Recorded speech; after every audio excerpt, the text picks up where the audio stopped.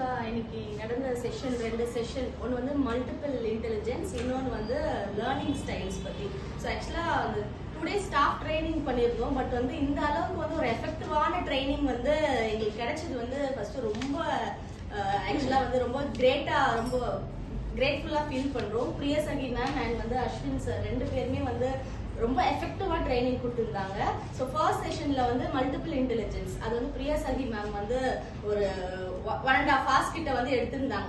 Starting எடுக்கும் போது நாங்க வந்து ஓகே நம்ம நாலேஜை வந்து எந்த அளவுக்கு ரீகால் பண்றாங்க அப்படின்னு சொல்லிட்டு நிறைய விஷயங்கள் வந்து அதுல இருந்துச்சு.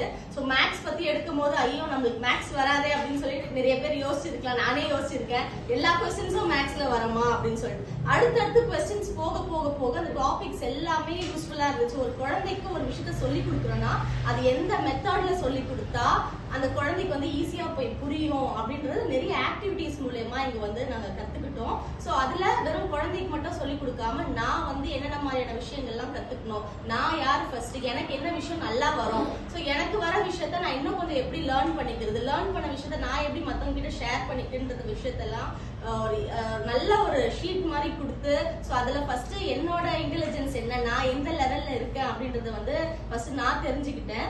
சோ அடுத்து வந்து லேர்னிங் ஸ்டைல்ஸ்ல வந்து நிறைய லேர்னிங் ஸ்டைல்ஸ் வந்து சொல்லி கொடுத்தாங்க. அது ஆக்டிவிட்டி பேஸ்டு, ஸ்லோ லேர்னரா இருக்கட்டும், ஃபாஸ்ட் லேர்னரா இருக்கட்டும், அவங்களுக்கு எந்த மெத்தட்ல சொல்லி கொடுக்கணும், விஷுவல் ரெப்ரசன்ட் எப்படி ஒரு பிபிடியோ இல்ல வந்து ஒரு பிக்சரைஸ்டாவோ எப்படி குழந்தைங்களுக்கு சொல்லி கொடுக்கணும், ஆடியோ மூலமா அவங்க கேட்கறதை வந்து எப்படி சொல்லி கொடுக்கணும் அப்படின்ற விஷயம் எல்லாமே வந்து ரொம்ப தெளிவா வந்து இந்த செஷன்ல வந்து ஒரு ஷார்ட் பீரியட் ஆஃப் டைமா இருந்தாலும் ரொம்ப அழகா தெளிவா வந்து நாங்க எல்லாருமே கத்துக்கிட்டோம். சோ இது வந்து நாங்க சப்ளிமெண்டரி சென்டர்ஸ் வச்சு ரன் பண்றதுனால எங்க டியூட்டர்ஸ்க்கு எல்லாருக்குமே ரொம்ப ஹெல்ப்ஃபுல்லா இருக்கும். இது நாங்க டெய்லி சார் சொன்ன மாதிரி டெய்லி வந்து நாங்க ஒரு புது மெத்தட் வந்து இனிமே வந்து அட்லீஸ்ட் ஒரு ½ an hour உட்காந்து எல்லாருமே ஒரு புது மெத்தட் வந்து கிரியேட் பண்ணி ஒரு டூலா ரெடி பண்ணி இதை வந்து எங்க பசங்களுக்கு ஒரு ரிசோர்ஸ் சென்டர் டைம்லயும் சப்ளிமெண்டரி டைம்லயும் எடுத்தா இன்னும் எஃபெக்டிவா இருக்கும் அப்படின்னு சொல்லிட்டு நாங்க கண்டிப்பா இதை வந்து ட்ரை பண்ணிட்டு உங்களுக்கு கண்டிப்பா நாங்க வந்து ரிசல்ட் வந்து காட்டுவோம். Thank you so much.